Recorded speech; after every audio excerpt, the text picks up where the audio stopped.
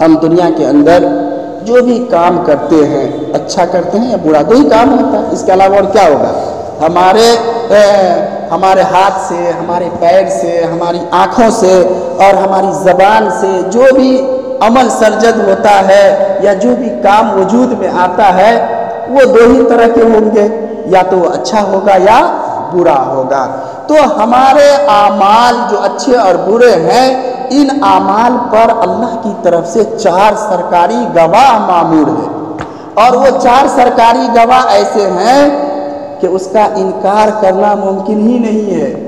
کیونکہ اللہ تعالیٰ نے رجسٹرڈ کر دیا اپنے کتاب مقدس کے اندر، قرآن کریم کے اندر کہہ دیا ہے کہ یہ 4 ہمارے گواہ ہیں جو سرکاری گواہ ہیں۔ دنیا میں ہم بہت ساری چیزوں کو جھٹلا دے سکتے ہیں، گواہوں تک کو جھٹلا دے سکتے ہیں، لیکن اللہ کے اس گواہ کو بندہ نہیں جھٹلا سکتا ہے۔ جب وہ سامنا ہوگا اور میدان حشر کے اندر جمع ہونا ہے، وہ حساب کتاب دینا ہے، تو وہاں ان 4 گواہوں کو نہیں جھٹلا سکتا ہے۔ سب سے پہلا گواہ جو ہے یہ زمین ہے، یعنی شہادت دینے کے لیے ہمارے اچھے برے اعمال کی شہادت دینے والی چیز کیا ہے؟ یہ زمین ہے۔ کہیں گے اس کا ثبوت کیا ہے؟ اللہ تعالیٰ نے قرآن میں فرمایا یومئذ تحدث اخبارہا،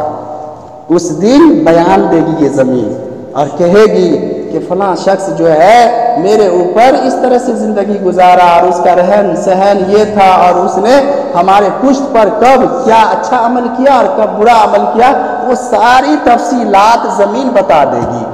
تو اس وقت ہم تو بس منہ دیکھتے ہی رہ جائیں گے اور اس کو جھٹلا بھی نہیں سکتے ہیں، اس کو جھٹلا بھی، کیونکہ یہ زمین جو ہے نا آج کے ترقیاتی دور میں آپ سمجھ لیجئے کہ اللہ کی طرف سے وہ سی سی کیمرہ لگا ہوا ہے، سی سی ٹی وی ہے، وہ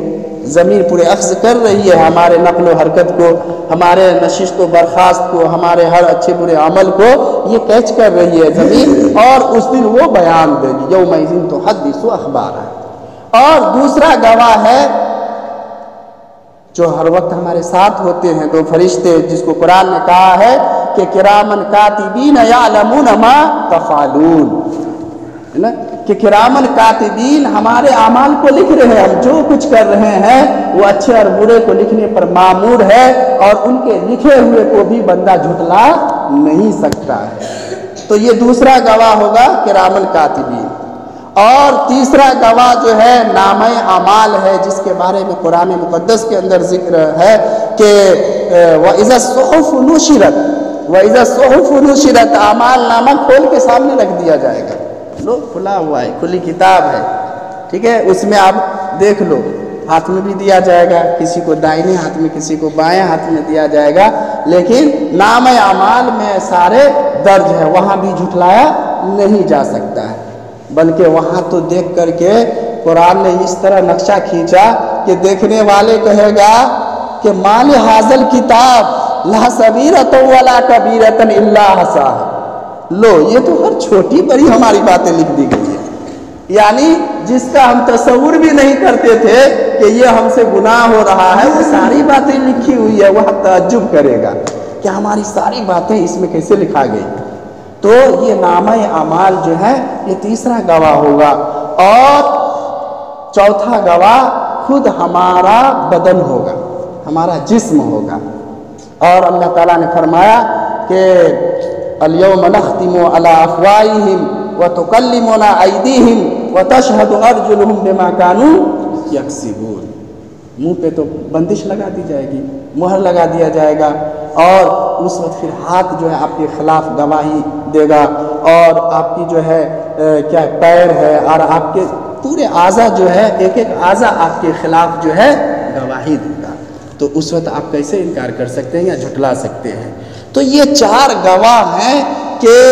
جو ہمارے ہر نقل و حرکت کو نوٹ کر رہے ہیں یا اس میں درج ہو رہا ہے، اللہ کے حضور ہم جانے کے بعد نہیں جھٹلا سکتے ہیں، تو ہم کو اب استحضار کرنا پڑے گا اور ہمہ وقت اس بات کا احساس رکھنا پڑے گا اپنے دل کے اندر کہ ہمارا ہر عمل جب نوٹ ہو رہا ہے یا اللہ دیکھ رہا ہے تو ہمیں ایسا کام نہیں کرنا ہے کہ جو ہمارے خلاف حجت بن جائے، بلکہ ہمیں تو صرف وہی عمل کرنا ہے، وہی کام کرنا ہے جو ہمارے حق میں گواہ بن جائے یا ہماری نجات کا ذریعہ بن جائے اور ہمیں وہاں سرخروئی اور ہمارے لیے وہاں پر سربلندی کے لیے جو ہے اور فخر کی جو ہے بات بن جائے۔